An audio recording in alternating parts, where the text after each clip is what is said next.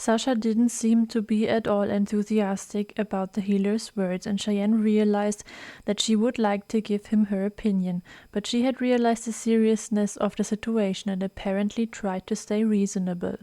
But she couldn't resist commenting. "There are so many idiots in the world, and we have you here. I'm really punished. Oh yes, and if you would simply call the animals you talk about all the time by their names in our language, everyone here would have known their way around from the beginning, without a history lesson and eternal talk that steals our time and robs me personally of my nerves. Can't you just say water tiger instead of some outdated name in the yin-yang language that no one here understands anyway except you? And please stop talking to Cheyenne like that. You can't stand it. You'd better concentrate on the fight because I think the demon is getting closer." Glacio winked at his prodigy and looked ahead, oriented towards the sound of the opponent. He radiated an enormous calmness and took the time to give Sasha a teasing answer. "At least you have recognized the connection, although it was said in this language that is completely unknown to you," Sasha moused. "If the kitten wasn't here and my little angel hadn't described it so excellently, you wouldn't know what to do with the technical term Aquatigeris anyway." Sasha loaded her weapon and poisoned the healer back. "No, just shut your damn mouth and focus on the fight, you arrogant frostbrain." As soon as she had finished speaking, she fired a lightning ball at the demon. The surroundings were lit up by a purple glow. The enemy from Umbrara bared his teeth and leaped towards the four companions. Glacio seemed to have heard the dangerous movement of the demon immediately, and the sound of the swirling sand behind it, because in a flash he swung his right arm and pushed his prodigy backwards with an enormous force with one of the wide, smooth sides of his ice sword. Cheyenne staggered back a few steps, trying to find her balance, but the sand steadily yielding under her did not allow this, and she fell on her back. A few meters in front of her, she now saw the healer take a step forward. He swung his sword again and swung it vigorously, holding it with both hands upwards, where it hit the teeth and claws of the attacking demon. Glacio's feet gave way under the weight, but he managed to stop and summon all his strength to push the enemy still in the air above him a little higher with his sword. The enemy's load was thus lifted, and the healer was able to perform a half turn and also turn his weapon a bit. He was no longer facing the demon, but directly below him. Now Glacio used the recurring weight of the enemy to throw him to the ground with full force over his shoulder. The opponent from Umbrara hit his cat-like back and stirred up vast amounts of dusty sand. Then the healer snatched his ice sword out of the monster's mouth with a sideways movement. The sharp blade cut into the demon's throat, and black particles were released, which rose skywards. "So demons don't bleed, but the damaged part of the body probably dissolves instead. In this case, therefore, Umbrara particles separate, and Glacio said that every single particle of the life force originates in the source of life and also returns there. This means that these Umbrara particles make their way to the Noxastrum Vitae, which is why they rise into the air. Interesting. If this had been a real animal, it would be dead now, and its jaw would have been severed to the side." Cheyenne had to swallow at the horrible thought of it, and was glad that her enemy was not a real animal. The demon lay only 2 meters in front of the girl and shook his mighty head. Then he stood up and blocked her view of Glacio. The monster let loose an angry battle cry and growled. It seemed to turn back to the healer because it was standing with its back to Cheyenne. She took advantage of the enemy's inattention to crawl a little further back and then slowly get up. Her fall had not caused any pain. The sand allowed her to fall gently. The girl turned her gaze back to the demon and saw that he was crouching down on the ground, ready to jump. At that moment lightning struck his shoulder and he flinched. Sasha stood a little further next to the monster and pointed the elemental pistol in its direction. Then she fired another bolt of lightning. This time it lasted, and Adukas, who was standing on the other side of the opponent, cast his fairy magic, focused his energy on a point in front of his mouth as he had done at the laboratory in Luminastrel, and unleashed a turquoise beam of light that also hit the enemy with full force. During the attack, his antenna also began to glow turquoise. This is Aruka's fairy beam, an attack of fairy magic that only fairy wolves and other beings of this kind can master. However, he cannot use any other kind of magic for this, but only uses his body as an additional weapon. The two powerful attacks caused the demon to cry out, and enormously amounts of Umbraura particles were released and ascended into the sky. But then he made a jerky movement, and both attacks stopped. Arukas panted heavily. His attack wouldn't have been longer anyway, but Sasha was visibly annoyed and loaded the pistol again. Before she could send off another electrifying lightning, Arukas collected his fairy magic in his tail, and it began to glow turquoise, as well as his antenna again, which automatically did the same thing every time fairy magic was used. The fairy wolf ran off and jumped off directly in front of the opponent, performing a somersault in which he let the long magic-loaded tail bounce onto the enemy's back. The demon lost more and more Umbraura and became visibly weaker, thinner, and more blurred. Arukas landed on the ground again, concentrating his magic from his tail to his teeth. They began to glow in the color turquoise, and he jumped towards the monster's head. The fairy wolf bit off one of the enemy's ears, which split into Umbraura particles and rose. The demon shook Arukas off and swung his clawed paw to attack. Cheyenne's four-legged companion was exhausted and unprepared to swerve, so the powerful paw of the Aquatigeris demon hit him and hurled him with full force in Sasha's direction. The fairy wolf crashed into the young woman and threw her to the ground. The fall of the two whirled up a lot of sand and made them cough. Maybe they had also gotten some of the fine dust in their eyes. In any case, they were out of action for the time being. Cheyenne watched the situation tensely and sympathized with her companions.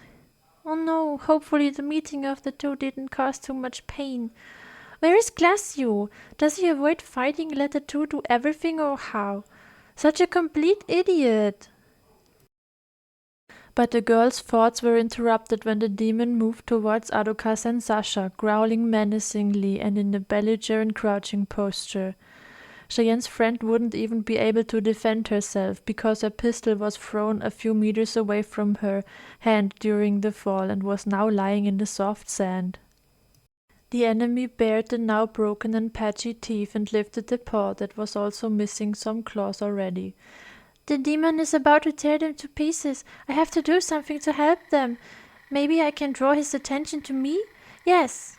Cheyenne raised her bow and took aim at the demon's head. A black arrow appeared and she drew the bow as well as she could. Then she fired the black magic and it hit the enemy in the eye with full force. The girl wanted to get him away from her companions at all costs. Hey, you, demon! Here I am! Now I've attacked you, so you should take me to task first. Leave them alone! The demon staggered, almost fell over, but stopped and turned directly to Cheyenne. He actually seemed to be more interested in her now, a still standing unexhausted target that had also annoyed him. But the arrow in his head was still stuck and didn't dissipate as usual. Also, no Umbraura particles came from the affected area. On the contrary, the black magic merged with the demon. What? Oh, that's right. Glacio told me in Saralay that these arrows were made of black magic. He also called it darkness elemental magic. He said that it consisted mostly of Umbraura and only a very small part of the element, because it's almost pure Umbraura if we sum up all your talk about it. And this demon consists of the black life force, so he takes up the Umbraura of my arrow. But why do other elemental attacks harm him even more than normal attacks with combat tools? After all, every magic consists of Umbraura, the respective element, which also consists of already reshaped life force, only transforms it and thus gives it a modified form. In contrast to Luminium, Umbraura can be changed at will, even if Glacio wouldn't call it that. He said that only the physical force has a structure, and the life force does not. Maybe he only means that in relation to genetics. In contrast to Umbraura, Luminium has one, if you think logically, but they are both changeable. Well, basically, Umbraura stays the same, doesn't really change, but just embodies something that is associated with life. This transformation, when the life force is used as magic or element, seems to radiate a strength or power, and that is what is causing the demon trouble. Since his own strength is almost the same as that of my black magic arrows, he can apparently easily acquire it and use it to his advantage. The normal elemental magic such as Sasha's lightning seems to have a strength frequency that is not valuable to him, and more complicated embodiment. The attack was probably a bit too short and the injury too big to quickly convert the frequency and make it usable for the demon. In short, he may not have had enough time, or it was too exhausting for him. He really doesn't seem to care if he is defeated or not, probably because he knows that he will live on and return here at some point. Well, at least this indifference is an advantage for us, and I also found out another difference between the forces. Umbrara, the life source, has different frequencies that it embodies, and that can easily be transmuted through strong control of the will, touch of other frequencies that already embody elements, or it can change all by itself. Luminium, the power of forms, has a structure or genetics that represents all objects and bodies in the world. Everything that is tangible, and it is very difficult to transform it, usually only with the help of research, which does not seem to be advanced enough for it at the moment, unless it changes on its own, but it takes a lot of time. I think now I have understood everything about it so far. It's always better if you can explain things to yourself. I mean, Glacio has already explained it well, but only now I have really understood it. But that's really complicated. If there are really gods and they created our world and the forces, they must be geniuses. Umbrara is also much more complicated than Luminium, so the goddess of darkness should be smarter?